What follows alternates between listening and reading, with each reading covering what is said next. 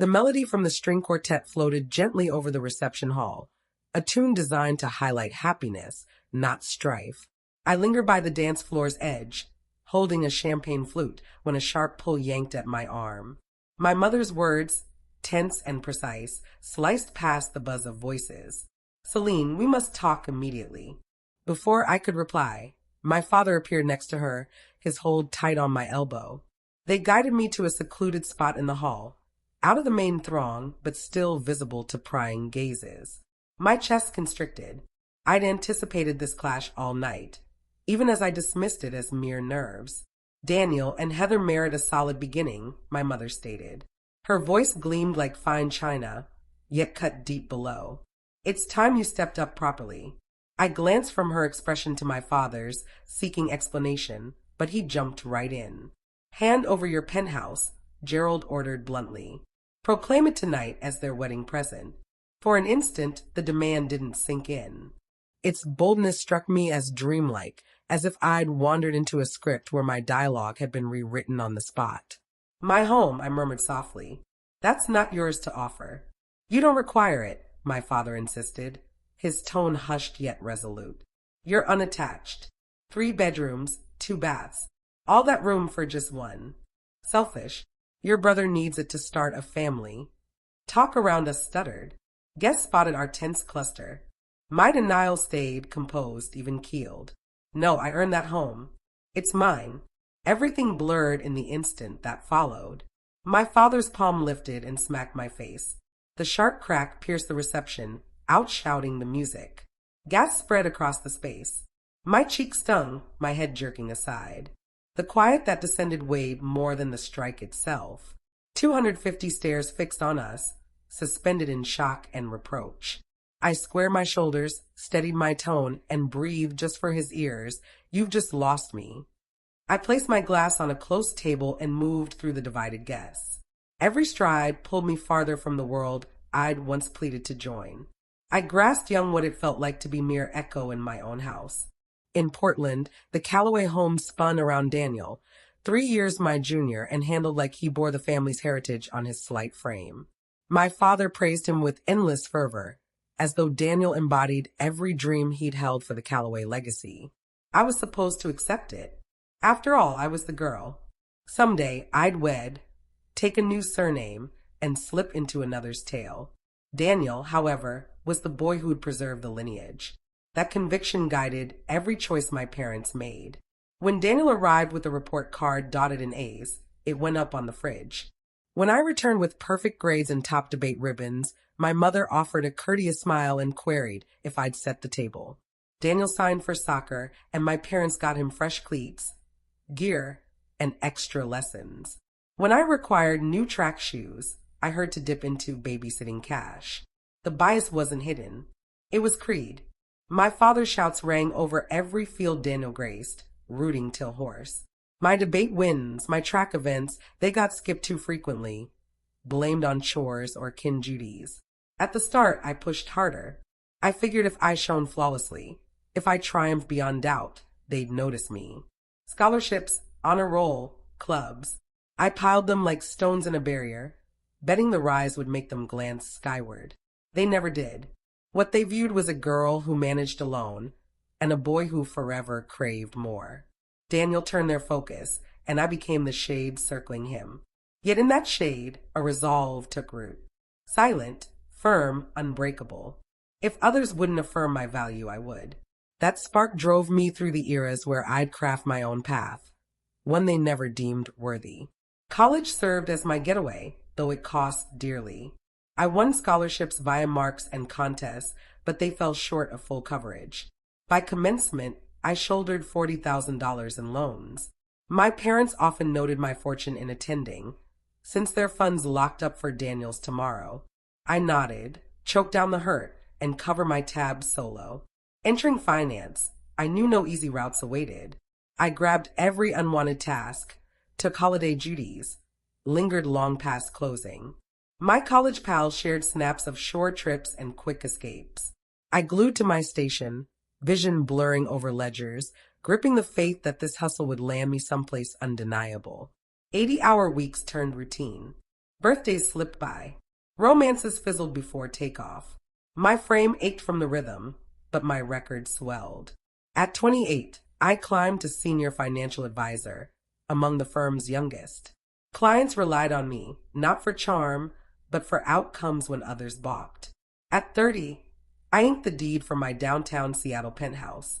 3 bedrooms, 2 baths, glass walls framing skyline and Puget Sound vistas. The cost hit $1.5 million, a sum once unimaginable. That debut night, standing in the bare living room, city glow pouring over sleek floors, I allowed myself to feel I'd claimed something untouchable. Meanwhile, Daniel drifted between brief gigs, always buffered by my parents. They chalked his flops to discovery, cut checks for overdue rent, and bragged of his promise like it was fact. He enjoyed nets everywhere while I faced drops. It was a gap too glaring to overlook, though I tried, knowing eventually I'd see how my wins had turned into prey. Daniel encountered Heather at a buddy's meetup, and from their hello, I sensed her kindness suited his needs. She taught kindergarten with boundless calm, the kind of woman who grinned past disruptions and heard out without haste. 8 months on, their engagement news hit, and my parents acted like nobility had graced us. Savings were slim, but that didn't halt vows to fund the full affair. The twist didn't escape me. When I'd sought tuition aid, funds never stretched. For Daniel, though, they'd strain retirement pots, dubbing it a kin investment. I aimed to back them past the lingering bite. When I proposed hosting their engagement meal at my penthouse, Heather showed real thanks. She praised the outlook, posed smart queries on my job, and expressed gratitude repeatedly. For a short while, I dared hope this step might draw us nearer. Then came the quiet turn. Marion roamed my space like an appraiser, trailing fingers over surfaces and halting at pieces. All so contemporary, she noted, her words tinged with scorn. Gerald, ever direct, quizzed the mortgage outright, if I deemed it smart to lock so much in one spot. His query masked as interest, but the bite was keen. The meal flowed with chuckles and cheers, but underneath surged a current I couldn't dismiss. My home wasn't cherished. It was sized, balanced, and softly slammed. I noted my parents' looks when Heather lauded the terrace, and something shifted within. What I'd forged, what I'd battled for, ceased being solely my win. It had morphed into their desire. I waved it away that night, convincing myself I saw phantoms where none lurked. But those phantoms deepened in the ensuing weeks.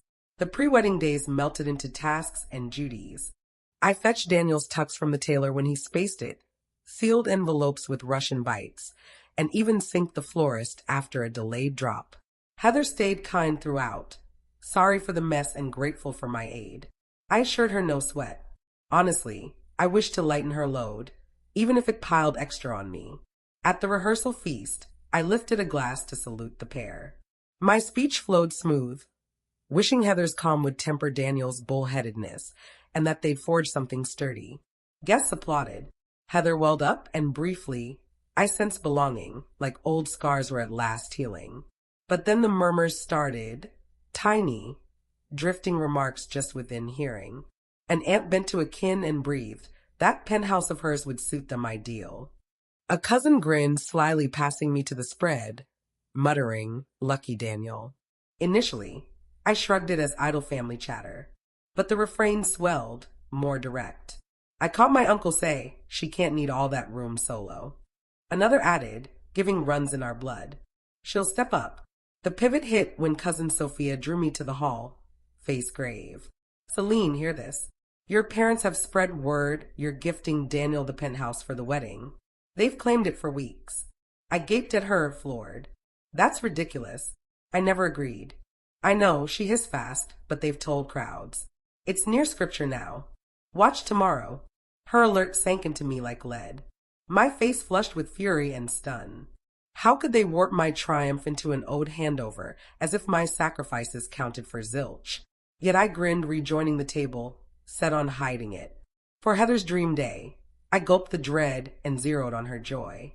I told myself the buzz was mere noise, but under the mirth and glass chimes, I sensed a storm brewing, poised to burst. The reception hall sparkled with ceiling strands, crafting a spellbound vibe. I perched at the long top table, grinning for shots, tapping glasses on cue, and striving to tune out my parents' crowd scans, like confirming all watched. Plates vanished, wine topped up, then my father stood, knife pinging his flute. The space stilled quick. Gerald Calloway always commanded notice, and tonight proved it. He launched his talk with Daniel's boyhood tales, how he owned the widest heart, stuck by kin, sparked home laughs. Guests laughed, Daniel glowed by Heather. I yearned to think this mere paternal glee overflowing, but his pitch changed, sly then firm. Some folks, he said, halting for quiet to build, gain innate talents, winds that arrive smooth. They amass riches, goods, feats. His gaze roamed but hit me. Others, like Daniel, gained differently with open hearts, devotion, family love beyond all. Unease stirred the group. I felt it like the flush climbing my face. He raised his glass. And kin matters most. As Daniel and Heather launched together, I know the lucky ones here will rise to grant them a true start in a true home. The hint was clear. Head swiveled, looks darted my way, some probing, some sad. My gut nodded under 200 stares press. My father's toast wasn't festivity. It was an open snare. I mustered a smile, hoisted my glass, clinked Heather's, hand quivering faint. No speech escaped me. Quiet was my soul guard then. But within walls narrowed, and I sensed the clash coiling near, now unavoidable, impossible to dodge. The dance floor's rhythm throbbed soft as my parents led me to a small side chamber, built for bridegroom pauses. My mother clicked the door shut, dulling laughs and clinks beyond. Inside hung thick air, loaded with tension I'd felt mounting weeks. You've had your spotlight, my father started, jaw clenched, tone edged with command. Now consider your brother's path. I crossed my arms, eyeing them. What do you mean, precisely? As Marion neared, gaze pinching like I was a wayward kid anew. Daniel and Heather can't launch in that cramped flat. You hold excess room forever. 3 bedrooms, a terrace. You're solo, Celine. Isn't it time to divide your bounty? I huffed brief. More shock than mirth. Divide. You're meaning my home. The one I toiled for. The one I gave years to claim. You wouldn't own a thing without us. She fired. We reared you. Granted breath. Sheltered you. Now repay. Something in me snapped. You skipped college costs. You missed my meets. You hoarded for Daniel's ahead while I scrapped for mine. Don't claim I owe you shelter I raised alone. My father's looked steeled. He advanced, tone low but threatening. This isn't optional, Celine. Transfer the penthouse to Daniel or you're no kin of ours. The ultimatum dangled like steel, and I knew the pick had landed, as harsh and done as the smack looming next. The yells had spread farther than I knew. By my father's roar topping mine, figures crowded the door. Kin hovered, unsure, intrigue drawing near. Then Gerald spun, face contorting near theatrical. Your sister gifts you her penthouse, he declared, voice booming to the hall where folks amassed. A buzz swept the throng, eyes bouncing twixt Daniel, Heather, me. My brother seemed baffled, his fresh bride ashen in dismay. I advanced, voice firm. That's false. I never claimed it. Gasps shattered the hush. Quick breaths like shattering pains. My father's visage shadowed. And then he looked less patriarch, more trapped man, frantic to cling slipping power. Quit shaming us, he snarled. Obey. I won't, I replied, words chosen. The penthouse is mine, not a wedding boon. Never was. The space squeezed tight, murmurs rising like waves. I bore every stare's load, judgment's bite, but held still. For once, I didn't cower under their demands. And then, in one fierce flash, the row closed. His palm lashed my cheek with a snap outblasting outer tunes. My head whipped side, burn flaring to throbbing warmth under skin. The hush after choked. Heather's hand clamped her lips. Daniel froze, mute louder than any plea. My mother averted eyes like space could wipe the act. I rose straight, shrugging face fire, met the striker's gaze. My whisper fell calm, absolute. You've just lost me. Wordless, I shoved past the day's guest ring, stepped sure, abandoning tunes, glows, and kin who'd revealed my true place. By penthouse arrival, rush faded to empty throb. I shut the door, sank to floor, palms on chill tile as cries tore free. My cheek pulsed, deep red blooming to sure bruise. When I grabbed my phone at last, screen lit with skipped calls, texts. Some from cousins, pals, rage and solace. What your father did was unjust. We're here anytime. Others barb blame. You wrecked your brother's day. Beg pardon soon. Daniel's notes sliced worst. No query on pain. No probe of dad's deed. Instead, you caused drama. Heather weeps. You spoiled all.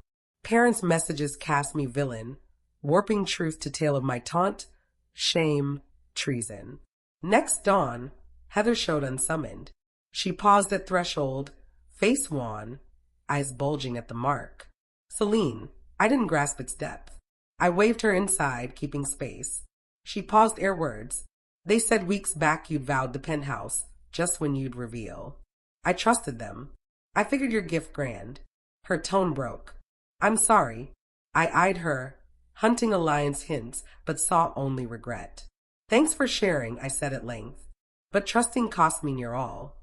I can't fake this family's truth anymore. Heather dipped head, dodging my look. Her exit brought quiet anew.